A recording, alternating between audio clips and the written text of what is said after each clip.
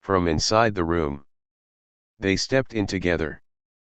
The light above the bed blinked on its own for half a second, then went dark. No one touched the controls.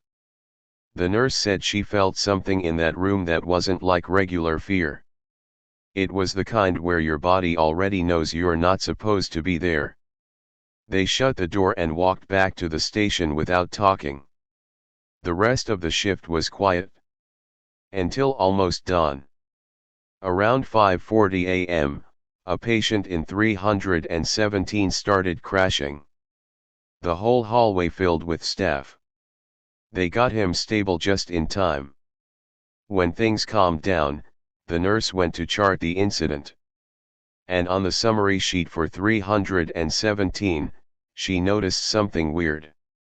Under disturbances overnight, the patient had written a note. The man from the empty room kept pressing his bell. She said her hand shook holding the paper. Because she never told any patient what she'd seen. Nobody did. She quit 2 weeks later. Not because of that single night, she said. But because room 316 was never fully empty again. Even when it was vacant, call bells kept ringing from it. Always between 2 and 3 a.m. This one came from a security guard who worked at a huge city hospital. He said the building had no 13th floor, at least not officially. The elevator buttons went 12, then 14. But anyone who worked nights knew a rumor. There was a 13th floor. You just had to be unlucky enough for the elevator to stop there. He'd heard staff talk about it like a joke. A weird glitch. An old wing that was sealed. A floor that didn't show up on maps. He didn't believe any of it. He'd worked there 6 months and never saw anything strange. Until a winter night when the hospital was slammed. Flu season. ER overflowing. Ambulances lined up like a train. Around 1:30 a.m., he got a call from the nurses' station. They said an elevator on the north side was stuck. They needed security to reset it and make sure nobody was trapped. He walked over with a keycard and radio. The elevator was open on the first floor, but the inside lights were flickering. He looked at the display above the door. It didn't show a number. It showed the letter F. He didn't even know elevators had that setting. He stepped inside, pressed close, then held the security override. The door shut. The panel lit up normally. Buttons 1 through 12. 14, 15. 16. Number 13. He pressed 1 to test it. Nothing happened. Then, on its own, the elevator started moving up. He felt that weird floating pull in his stomach as it climbed. He tried pressing stop. Nothing. His radio crackled with static. No voices, no matter how many times he called. The floor indicator passed 2, 3, 4. Then it skipped. It jumped from 12 to 13. A number that wasn't even supposed to exist on that panel. But the display above the door said it plainly. The elevator stopped. The doors opened to a hallway he'd never seen. The lighting was dimmer than any hospital floor he knew. No nurses. No patients. No rolling carts. No posters on the wall. The air smelled old like dust and metal and something faintly sweet, like rotting fruit. He stepped out slowly, because he expected maybe construction or a closed wing. But what he saw made him stop dead. There were rooms on both sides of the hall. Every door was half open. And beyond each door, beds. Empty, but messy, like someone had just been ripped out of them. Sheets tangled. 4 lines hanging. Monitors on, but silent. Then he heard footsteps. Soft. Barefoot. He turned, thinking a patient had wandered up here somehow. At the far end of the hall was a woman in a hospital gown. Her hair stuck to her face like she'd been sweating. She was walking toward him very slowly. He called out, "Ma'am, you can't be up here." She didn't answer. The closer she got, the more wrong she looked. Not in a ghost way. In a medical way. Her skin was gray in patches. Her arm was bent at an angle arms don't bend. And her feet didn't make contact with the floor like normal steps. They sort of dragged just above it. He backed up toward the elevator. She kept coming. Then, behind her, doors started opening wider. Not slammed. Just easing open like someone was gently pushing from inside. And in those doorways, he saw shapes. People. Standing perfectly still, watching him. All wearing gowns. All pale and expressionless. The guard said he'd never felt panic like that in his life. Not the loud kind. The kind where your brain turns animal. He jumped into the elevator and hammered the closed door button. The doors started to shut. And right before they closed, the woman in the hall smiled. Not a friendly smile. A sharp, slow one.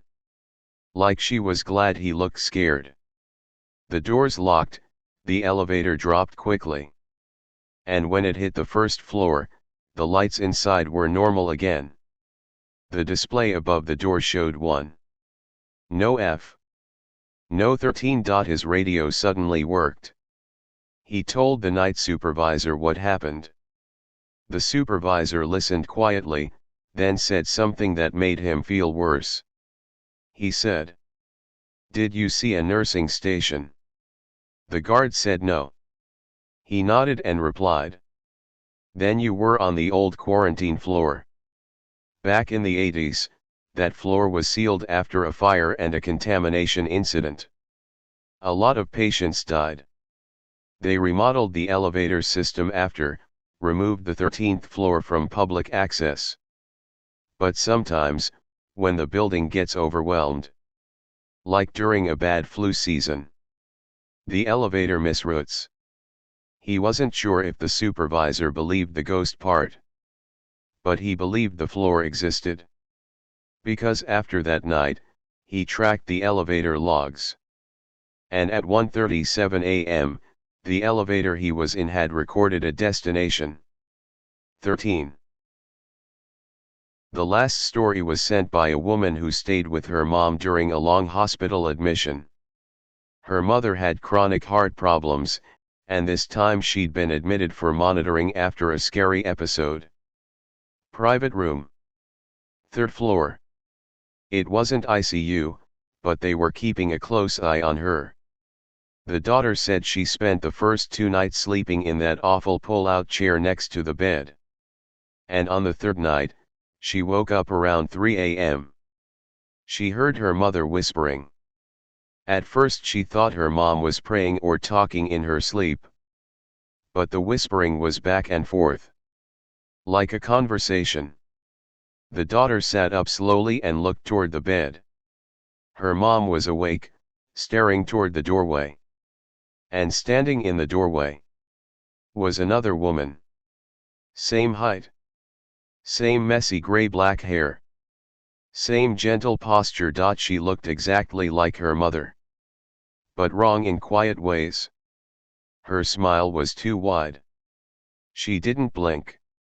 And the hospital light shadow behind her seemed to stretch longer than it should. The daughter's brain couldn't process what she was seeing. She thought maybe she was half dreaming. Maybe it was a nurse who happened to look like her mother. Then the woman in the doorway lifted her hand and softly said, "Come with me. It's time." Her mom on the bed started to sit up. The daughter panicked and said, "Mom, who is that?" Her mom whispered like she didn't want the doorway woman to hear. "She keeps coming back. Every night. She says it's time." The daughter stood up, shaking. She grabbed the call button and pressed it. The woman in the doorway didn't move. She just kept smiling at her mother. The daughter stepped between them, blocking the view. "Who are you?" she said. The woman leaned slightly to the side to look past her, still focused on the mother in bed, and repeated, "Come with me." The daughter said something snapped in her fear. She walked forward like she was going to shove the woman out. As soon as she got close enough to touch her, the hallway light flickered. And the woman was gone. No footsteps running away. No door closing. Just gone. A minute later, a nurse came in, sleepy and confused. The daughter blurted out everything. The nurse went pale. She asked, "Did she look like your mom?" The daughter nodded. The nurse sighed softly and said, "Okay. Listen to me. You're not the first person to say that." Apparently, several patients on that floor had reported someone who looks like them appearing in the doorway late at night. Always saying the same thing. "It's time." The hospital never documented it officially. But staff talked. They called it the mirror visitor. Most patients who saw the mirror visitor died within 48 hours. Not because a ghost killed them. Just because they were already close to the edge. It was like whatever it was could tell. The daughter was terrified. She asked for her mom to be moved to a different floor in the morning. The nurses tried, but there were no beds. That night, the daughter refused to sleep. She sat awake next to her mom, watching the door like a guard dog. Around 2:50 a.m., her mom drifted into a light sleep. Her mom passed away before sunrise. The daughter said the worst part wasn't the loss. It was the fact that in the seconds before the code, her mother kept staring at the doorway. Not in fear, but like she was waiting for someone familiar to come back and finish a conversation.